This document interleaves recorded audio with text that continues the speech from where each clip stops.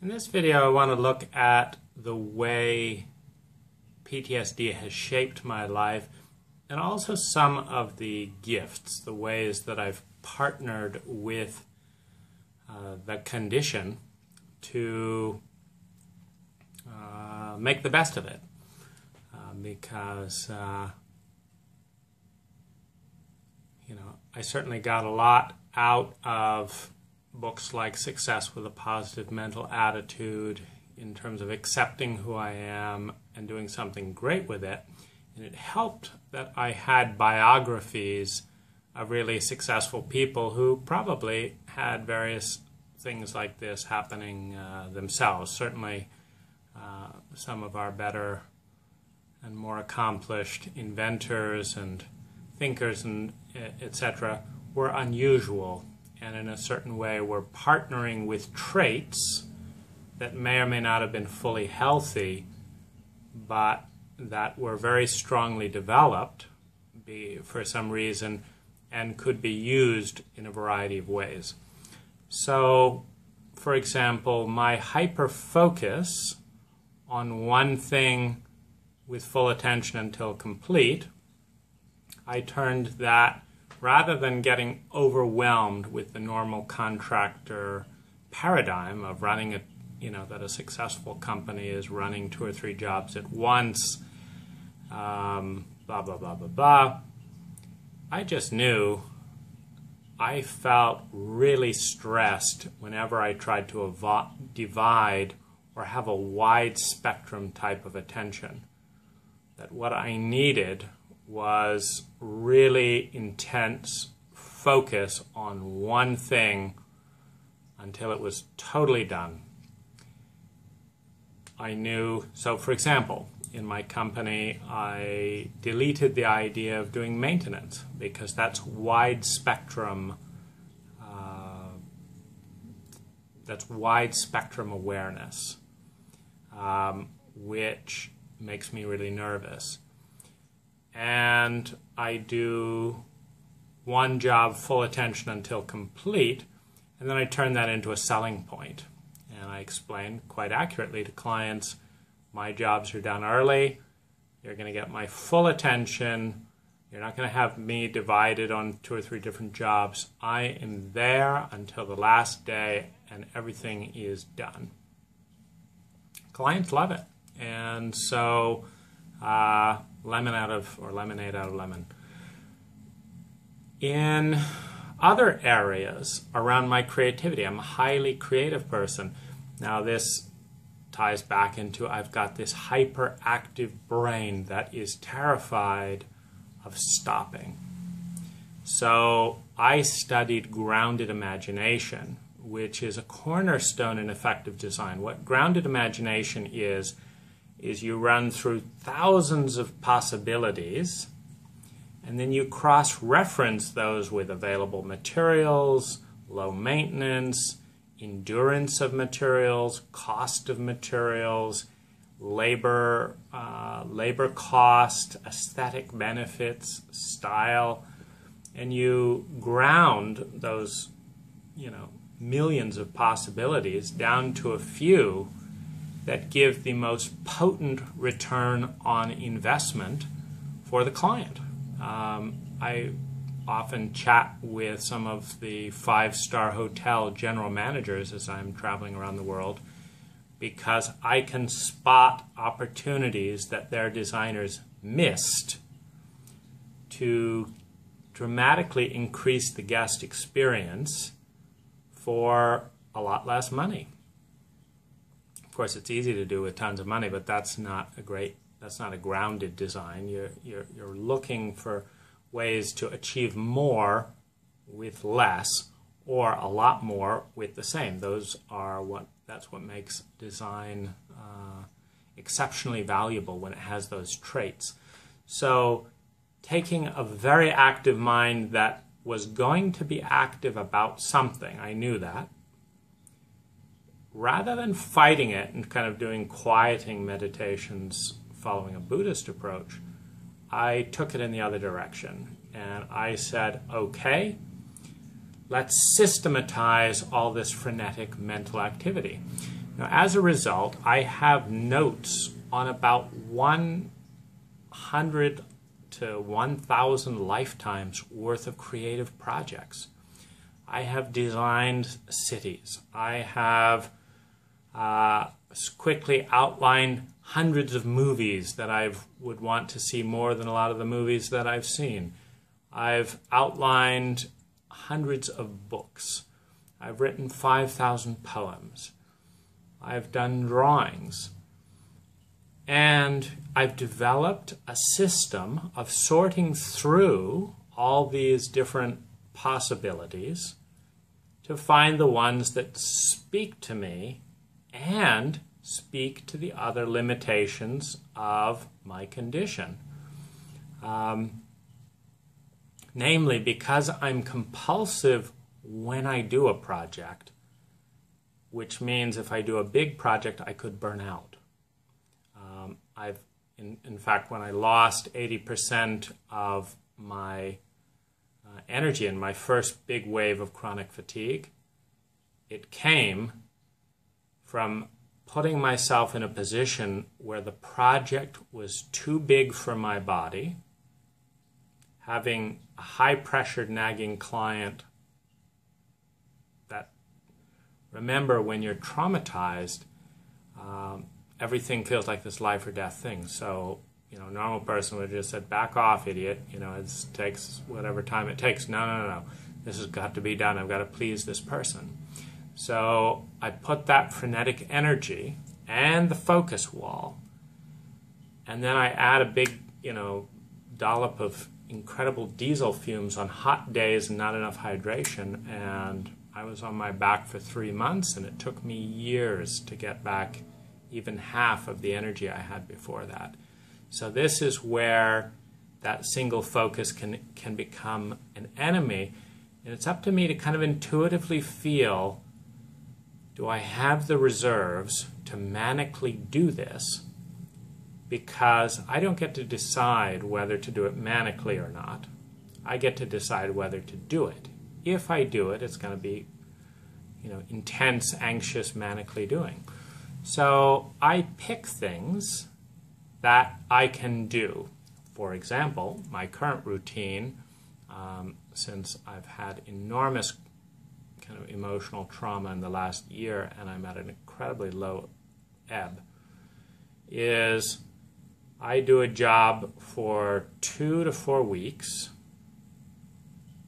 finish it, go on vacation for at least 3 weeks, and let my body rest doing nothing other than things like this, which has become a manic project. So I started about 30 minutes after I woke up when I thought, today's a good day to do some shame videos. I had that idea, it's good, etc. It's not too stressful on my body.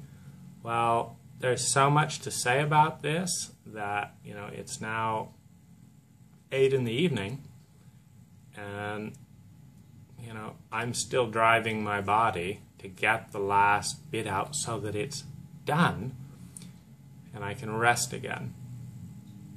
So, being a creative and inspiring type of thing where one thing is leading to another, the end goal of when I'm done has been growing. It's, oh, I want to say this. Oh, I have that theme here. I haven't covered this. So there's this frenetic energy of thinking. And it's been really important for me to be clear and comfortable that I am only going to do less than 1% of all my ideas. Why? Because I'm not going to burn myself out just to say I did all my ideas. And I couldn't if I wanted to. There's just too many lifetimes worth of different possible projects and me's doing them all to ever do even 10% of them. I'm literally, I've published about 12 books. I've achieved thousands of goals.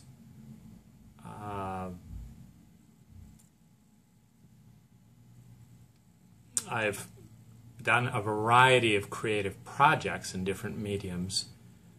And that's, you know, about 1% of all the, oh, I could do this, oh, I could do that, that some part of me would love to do them all. But I will burn out. I'm in actually that little dance right now where I want to take a bath. So I've gotten ready for that, but then, oh, I've got to make this video, and my body's tired. And so I'm in that place, and I've got this, in the last year, there's been this ache. It kind of comes up from here, goes through here. It's painful. In this whole area, all the way around here. The ache comes all the way around here. I don't know how to define it, because it's relatively new. But it came when a woman broke my heart, and I gave her more than that 20 minutes repeatedly, and it just burnt through those reserves. And she was young and doing her best, and so I didn't want to abandon her. And so I kept giving her more space, and she kept either not knowing or not caring, you know, to do the things that I would ask to help us click. And by the time I said goodbye, I've had this neck and cranial something that is at a really deep level. I've never felt it before. It's really raw reserves on something. I don't know what it is. I don't know if it's tissue. I don't know if there's some vitamin I've used up in all that panic. I don't know what it is, but it hurts. And it's kind of brain hurt, kind of hurt. I've got a little bit of that going on today. But of course, my creativity, you know, I want to get this done. So this focus and get things done, you know, I can knock out a book in a month. I can, I do what I say I'm going to do. I show up, I'm on time, etc. So this focus is a real asset in a culture that's a little bit obsessed with that kind of management and energy and getting stuff done, doing it on time and all that.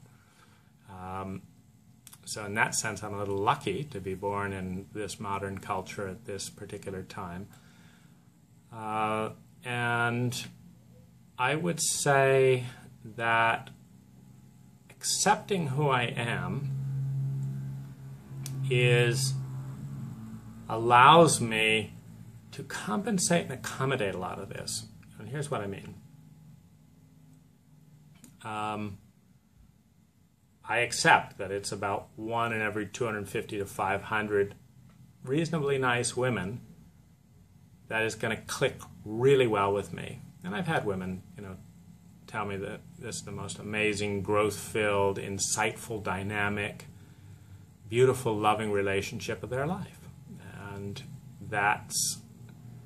there's a part of that that is from this dedication, this loyalty, this integrity, this devotion, this focused. Like, because when I turn my attention on the woman, and she is that one thing,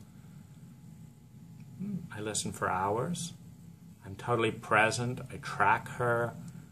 There's nothing that escapes me about her feelings. I may know her emotions more than she does, because I'm watching her eyes, I'm watching her face, in the way that I learned I had to do with my mom in order to escape with my life. But I know that level of minute movement. So I learned those skills to survive. They now help me to really see and understand another person and where they're at. So this is great. So I've had a number of relationships. They tend to burn out because most people can't live up to that intensity of focus. It's just too much. And so I have this really frustrating dynamic where there are tons of women who, if they could have me in the dose that worked for them, they'd be in heaven. And there's only a few women who can absorb and respond to me in the dose that is me, that I need for the intensity of focus, so that the relationship can border on being an obsession, but a very positive one. What I mean by that is, for example, you know, I've had women say after just talking with me 3 or 4 hours, I've learned more about myself, men, and you in 4 hours than in my entire life of, you know, psychotherapy. I believe them. And yet, they're done with the 4 hours. That's enough. They would like to see me in 4 hours in a month when they've had, you know, time to digest and think. I'm just getting started if the woman is my obsession. Now, I don't get to choose, is something or someone an obsession. I get to choose what is my obsession. And because until a year ago, I didn't even have the language to talk about most of this with PTSD, one of the reasons I wanted relationships to be my obsession or my compulsion is that they offered such rich tapestry of terrain in order to have some glimpse of what's going on. It's also fun to be a catalyst of other people's growth. And here's what I mean. My last girlfriend, the one who broke my heart and caused this neck pain, I taught her how to drive, how to swim. I encouraged her to tap her imagination that I would hear in snippets of our conversation, and she wrote 38 short stories. I re-encouraged and provided the environment for her to draw, and she drew dozens of beautiful drawings and blossomed in that way. I taught her how to deal and talk and communicate kindly with a man with PTSD. And a lot more men have it than know they have it or want to admit they have it, because we're in this paradigm where we blame stuff on the individual rather than realizing it's ecological. You know, PTSD was not caused by any individual. It's caused when a certain individual is in a very certain kind of environment that takes usually a whole lot of people to collude around. First, there has to be insensitivity, which takes tons of people. Just to get an adult who's that insensitive requires an entire generation of collusion around that adult, or they would have become sensitive. It's like, oh, that's an insensitive person. We'll just leave them in an insensitive state. We're not going to intervene. We're not going to suggest treatment. We're not going to do anything. We're not going to teach them to be sensitive. We're just going to label them. And so these insensitive people go and hurt people because they were left in an insensitive state by an entire group around them. So it takes an enormous amount of collusion to get a new child with PTSD. And yet we pretend that it's an individual choice, or that, you know, the military in Britain, when it first came up, 100 years ago after the First World War, they did this huge shame and shutdown campaign around real men don't have PTSD. If you had been real men, you'd be fine after the war because real men don't feel this way. And that was how they just shut it up, and they even banned it from the war journals. And this is why we're in such a backward state, because the British government 100 years ago didn't want to pay the medical bill of its psychologically wounded veterans, and thought it would be cheaper to erase, censure, and shame and ignore a whole generation of veterans, many of which had PTSD and lived in torture to the rest of their lives, and banned it from the journals. So we're now learning about PTSD in bits and pieces today because of the shame of their expediency. So that's the shame of a country, in this case Britain, which we in the West commit that kind of barbaric treatment to one another, to nations we invade, etc. I'm in the Philippines, and I'm still seeing the echoes of all the barbaric treatment from different nationalities, including the US. And it's no coincidence that the last 3 women I've talked intimately with about this have each had their life threatened multiple times by their father. Shot by a gun, thrown out of a glass window, strangled. It is atrocious. And it's not coming out of nowhere. This is a culture that's been shamed, dominated, lied to, humiliated, overrun by the Catholic Church, and is ignorant around what's going on, and is just passing this stuff down to its children. It's disgusting. But what's disgusting is that we're all colluding to pretend that nothing's happened. You know, there's been no follow-up war reparations or care around psychiatric of what happens when a nation is so violated and shamed.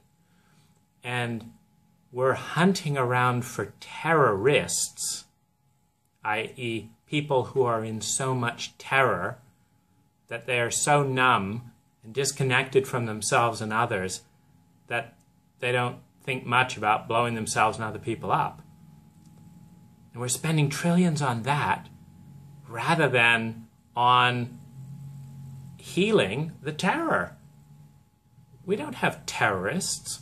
We have human beings who have been so abused and terrorized, whether from their own parents, their own culture, other nationalities, invasions, rape, all kinds of brutality, that the only thing they can hang on to is hate. And from that hate, commit a hate crime. Why spend trillions tracking them down and further torturing them, rather than responding to the terror before it becomes terrorism? It's a joke. So one of the things, this is actually another part of the gift, I would say, because there is a part of me that is very dissociative. It's very dissociated from the culture. Like, I don't feel like an American. I don't feel like I belong to a family. I don't feel like I belong to any group.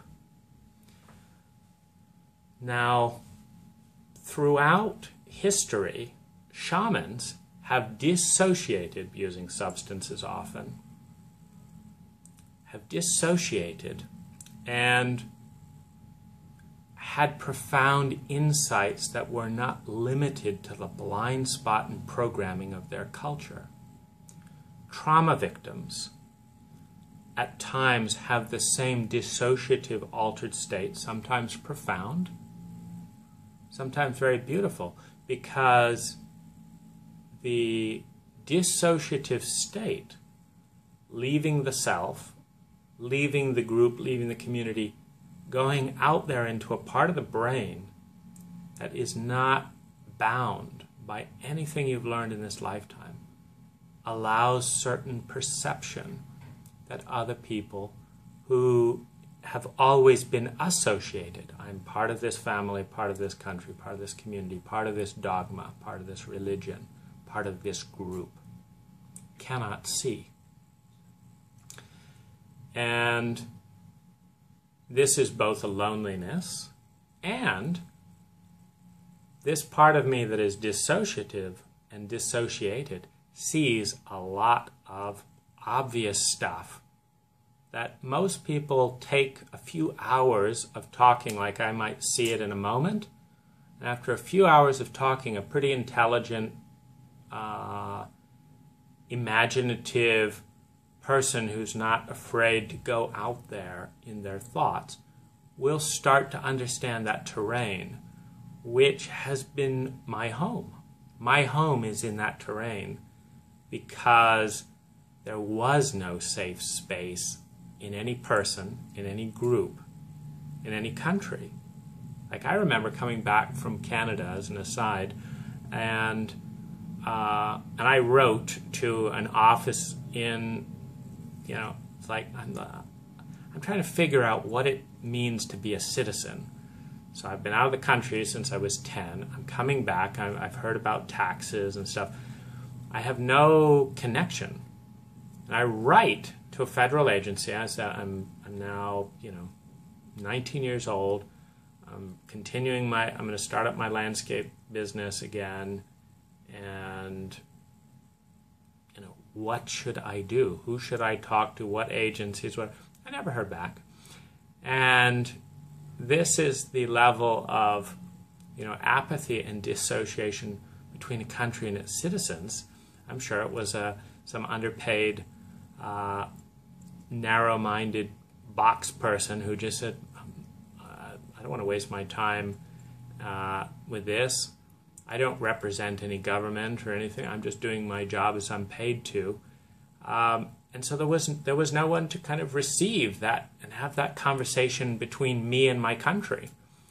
So I just didn't pay taxes for a few years, and it's like, I don't know who else to write to. I don't know who else to talk to. I get overwhelmed if I ask a client, what should I do? They say, oh, just fill out, I didn't have a computer. And so there's this part of me that's lived outside of the box and made my own path.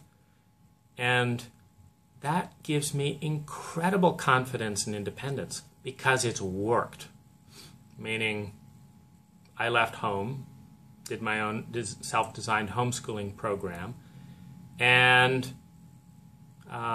parents would meet me and they'd be like, wow, you're so motivated, I wish my kids would be like you. None of them ever wanted to have their kids do the things I was doing, but they wanted them to feel and be motivated, etc., like me. And it worked. Everyone told me it would be a disaster when I designed my own homeschooling program. Instead, I got saner. My mental health improved.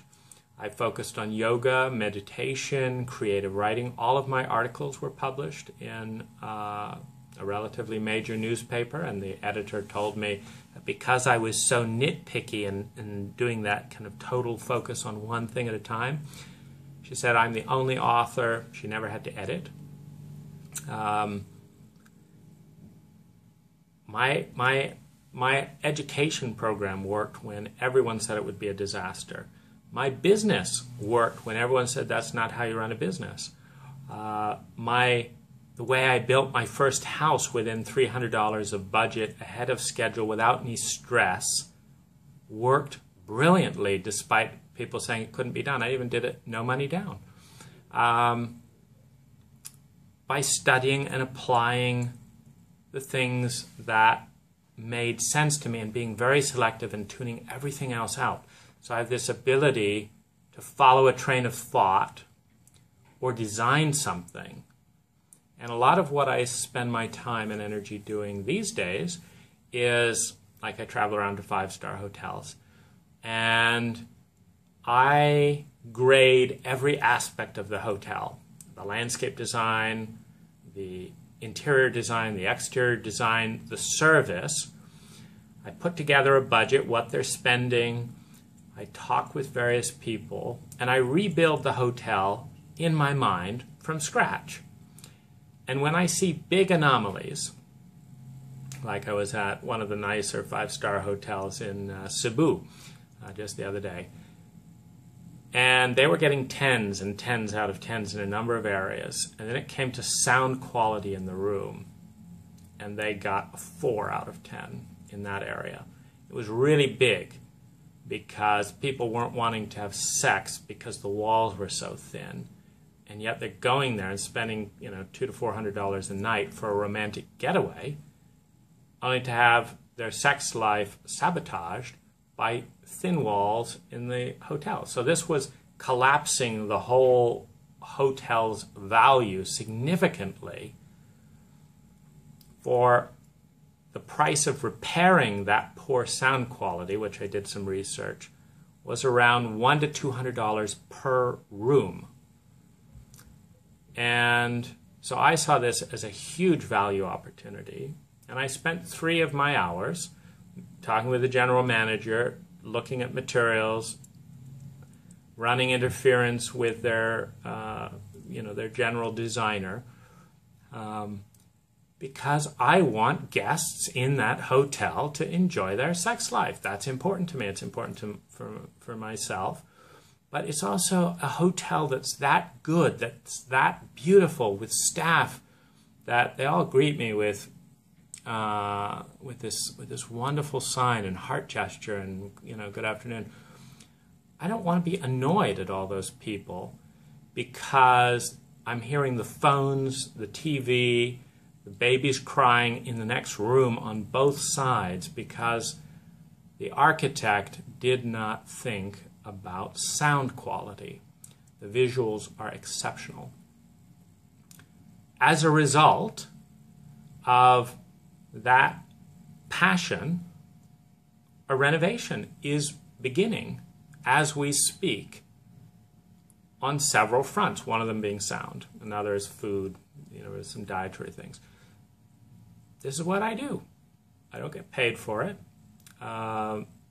mostly because it would be too stressful to try and build in this on someone else's schedule.